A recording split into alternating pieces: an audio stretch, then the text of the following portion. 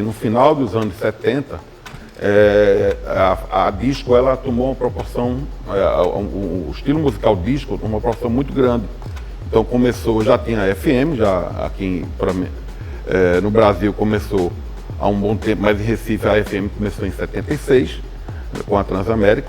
E daí os programas de São Paulo, Rio de Janeiro, que eram produzidos de disco, começaram a chegar aqui.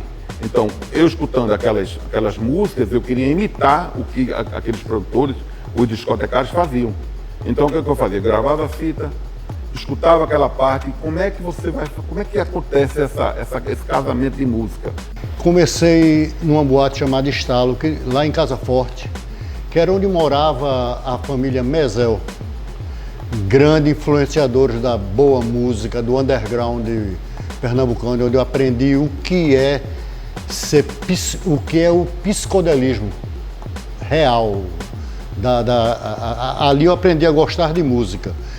Eu nunca tinha entrado numa boate na minha vida, né? E a iluminação e o som era todo no teto e o discotecário ficava numa cabine em cima, tinha uma escadinha, subia em cima do bar, você subia e o discotecário ficava lá, né? Quando eu vi Tom pela primeira vez, tocando lá e vi a cabine, vi os passadiscos, os MK2, vi aqueles aparelhos todos lá e eu, poxa, velho, eu quero ser discotecário dessa boate, né? Eu lembro a primeira música que eu ouvi quando eu entrei na Mist, que foi Rent, de Pet Shop Boys. E eu disse, não, nossa, o que é isso? Aí depois começou Talking Heads, The Smiths, The Cure. Eu disse, não, isso aí já... Aí isso aí fez um negócio assim na minha cabeça.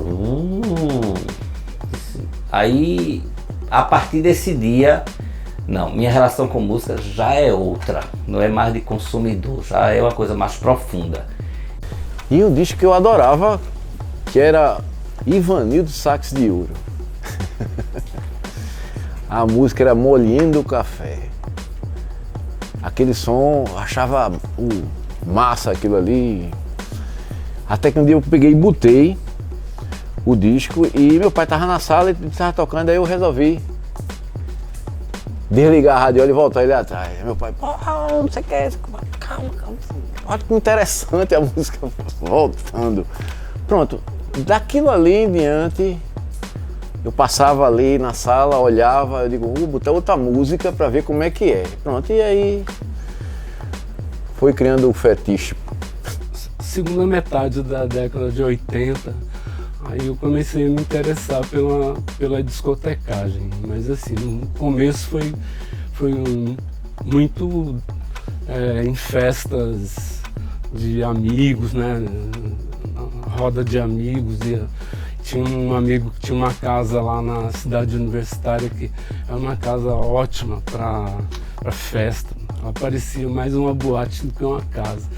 E a gente começou a fazer festa lá. Em 88, foi a primeira vez que eu entrei com um nome, não existia nem esse termo DJ, eu não conhecia nenhum DJ na época. Um amigo meu que estudava comigo e chamou um outro amigo que fazia eventos na cidade. E aí, não topa fazer uma festa não? Vamos fazer uma festa? Aí nós três, claro, na hora, vamos fazer. É a possibilidade de eu pegar todas essas fitas e botar para tocar. Eu e meus amigos e minhas amigas, a gente não encontrava festas com os sons que a gente gostava. Então, durante muito tempo a gente frequentava os bares ou as boates e a gente encontrava... nunca tocava a música que a gente estava querendo ouvir para dançar. E aí a saída para a gente conseguir resolver esse deserto de pistas bacanas que a gente não encontrava na cidade foi tentar começar a fazer as próprias festas. Eu comecei a tocar como DJ em 89, numa festa chamada Sexta Sem Sexo, que reuniu justamente essa primeira galera que viria fazer o Mangue Beat. Então, todos nós éramos DJs naquele momento, assim. E era esse jeito de estar dentro da música, produzindo eventos ligados à música, sobrevivendo, pagando as contas ali. O interesse em ser DJ desde criança, eu acho, cara. Tem uma história que eu sempre conto que Eu era pequeno assim, eu pegava uma lata de doce e tirava aquela parte de cima dela e colocava um pedaço de pau e começava a cantar como se fosse um disco rolando. E a forma também que eu ouvia música, né, cara? Eu não ouvia música em casa assim, tipo, deixa o disco rolando. Eu tocava do toca-disco pro cassete, uma música depois a outra, uma música depois a outra. E assim foi nascendo esse desejo de tocar, né? Lá em casa, uma amiga, namorada de uma amiga ia chegar e vamos se juntar, vamos. Aí marcou uma festa na casa dos meus pais lá em Olinda. Foi uma galera, a gente começou a tocar. Depois do aniversário de outra amiga que estava designer, formou designer.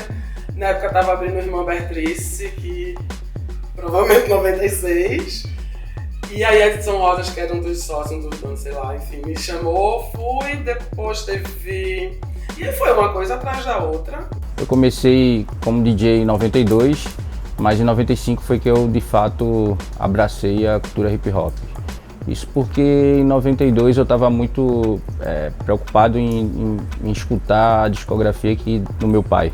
Então, eram muitos discos, enfim, mas voltado pela black music, sempre foi black music. Como eu vinha da cultura dos esportes urbanos, que era skate, patins, as coisas assim, tinha uma coisa da trilha musical desses esportes, né, que geralmente eram rock na época, assim.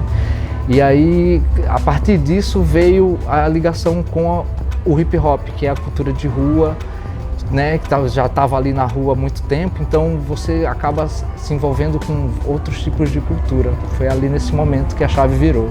Isso é que é foda, porque eu encontrei o cara que eu vivi essa história. Esse cara ainda existe. Monstro, DJ Monstro. Ele tava fazendo scratch assim, e era pra eu estar na pista, ali no fight ali do baile funk da época, que não era dança e tal, não sei o quê. E uma hora eu parei, velho, e fiquei só olhando ele fazer os scratch assim, e como ele controlava a noite, assim, aquele crowd de gente, muita gente brigando, coisa de baile funk real, assim.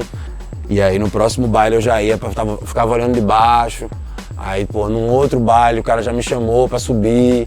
Falei, pô, tá olhando aí, pô, sobe aí, quer ver? Aí eu disse, pô, cara. Quando eu tinha meus 15, 16 anos, 17 anos, uma amiga foi fazer aniversário e ela disse, eu preciso de alguém que fique comandando o som enquanto a festa tá rolando. E eu disse, eu topo. Eu comecei na música em 99, lá em Itabira, com uma banda chamada Mandacaru Florado. E aí nessas idas e vindas, né, com influência do Mangue Beat, com influência do hip hop, do hardcore, nessas idas e vindas lá com a banda, chegou um momento que a gente ficou sem guitarrista e sem baixista. Mas aí eu queria continuar fazendo o som. E aí eu pude comprar um computador na época, aquela CPU gigante, né? E comecei a produzir os primeiros beats. Tinha lá para 16, 17 anos, quando eu ia para as festas dos meus amigos, eu sempre ficava no som, trocando os discos, tocando os CDs, eu adorava. E um amigo meu que era músico, ele disse, por que tu não vira DJ? Aí eu disse, DJ, o que é isso? Eu não sabia como é que funcionava, ele foi me dando as direções, falou o que era, tal, o que fazia, e fui me interessando e estudando. No meio dessas andanças aí, com Mombojó especificamente, Chiquinho foi o cara que despertou essa luz em mim, assim, né? Essa coisa, porque eu sempre tive uma coisa de colocar música para os amigos tocar em casa, e tinha uma coisa engraçada que a galera até comentava, DJ Galvão, porque eu não conseguia botar música e não comentar, né? Desde criança, né, eu sou de Paulo Afonso, uma cidade da Bahia, e meu pai, durante uma época aí no final dos anos 70, usou a sua própria coleção de discos para fazer as pessoas dançarem na boate do Clube Olímpico, lá de Paulo Afonso. Cresci com esses discos em casa, eram discos de soul, funk, disco, e eu me recordo de um momento interessante aí no início dos anos 80, que meu pai lembrou e falou para mim, né, há pouco tempo atrás, acho que na ocasião do lançamento do disco do Daft Punk, que tem o George Moroder, ele dizia, olha, quando você era criança você pedia para botar esse disco lá para tocar, porque você gostava dos barulhinhos. Bom, conheci na DESDA, estava fazendo doutorado em Sociologia, e a gente tinha um relacionamento, né? E aí decidimos montar a Madame juntas, que é uma produtora daqui, que tem como foco o protagonismo feminino e LGBTQIA+. E a partir disso eu trabalhava com produção cultural, mas ela me incentivou bastante eu já tinha uma pesquisa musical larga, assim, e ela me incentivava a entrar pra discotecagem mesmo, né? Começar a realmente botar minha cara aí no mundo e começar a discotecar. O gosto pela música normalmente vem de uma veia familiar, né? Meus pais tinham gostos musicais muito diferentes entre si e eu aprendi bastante a sentar para ouvir um disco inteiro com meu pai, assim. Meu pai gostava muito de sentar aos domingos e realmente botar um Frank Sinatra para ouvir do começo ao fim, um Nat King Cole, um Tim Coans, um trio Iraquitã. Ele tinha um gosto bem eclético, assim, e isso me fez ter esse olhar mais observador para a música. E muitas pessoas diziam, Babi, por que tu não também toca aqui? Eu falei, mas eu não sei nada de discotecagem, eu não manjo disso, eu não... se eu tivesse uma banda, eu falava com o Evandro mesmo para cantar, para me apresentar com a banda, com alguma ideia. Mas eu não sou DJ, eu nunca tive nenhuma instrução para isso. Essa pessoa que me infernizava dizendo, você tem que tocar aqui. Meu irmão, que saco. Era Juvenil Silva. Essa coisa da DJ Vibra é uma coisa até bem recente na minha história artística. Eu sou multiartista e sou artista desde os 13 anos de idade, mas esse projeto como DJ é uma coisa mais recente na minha vida, que foi se firmando mesmo pós-pandemia, assim, começou a se moldar durante a pandemia e se firmou mesmo na pós-pandemia, assim, 2022. Comecei a levar, sempre que ia na casa de amigos, um churrasco, um aniversário, alguma coisa, velho, vamos escutar vinil, vamos ouvir disco e tal. E eu levava um aparato, levava um toca-disco no começo e sempre fazia as seleções e tal. Com o tempo, toda vez que a gente sempre se reunia, aí foi passando 10, 11, enfim. E aí a galera falou, por que tu não discoteca mesmo e tal?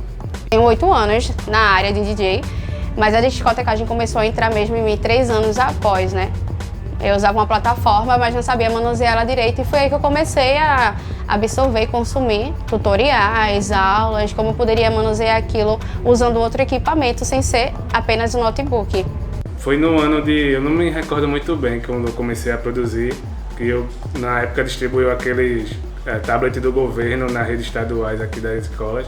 Aí eu instalei o FL Studio nele e comecei a produzir. Eu acho que foi por volta de 2013 que rolou esse programa aí. Foi no tempo que acho que era Eduardo Campos, que estava no governo aqui. Aí depois, por volta de 2018, 2019, eu comecei a tocar em festa. Foi aí que eu pensei em virar DJ. Valdir, eu soube que você tem música cubana, né? Eu digo, eu tenho. Eu tenho muita música cubana. Naquela época eu tinha 2 maletas de disco cubano, já tinha muito disco, já tinha uma faixa de uns 200 discos mais ou menos. Agora tudo novinho, tudo novo mesmo. Aí foi quando o dono do Bela, eu chamo o dono porque ele era presidente e dono, sabe? Aí eu digo, Marco, aqui tá meus discos. Ele disse assim, Valdir, você vai fazer mesmo? Eu digo, faço. Então no dia 2 de janeiro de 1992, você vai fazer a primeira cubana lá do Bela Vista.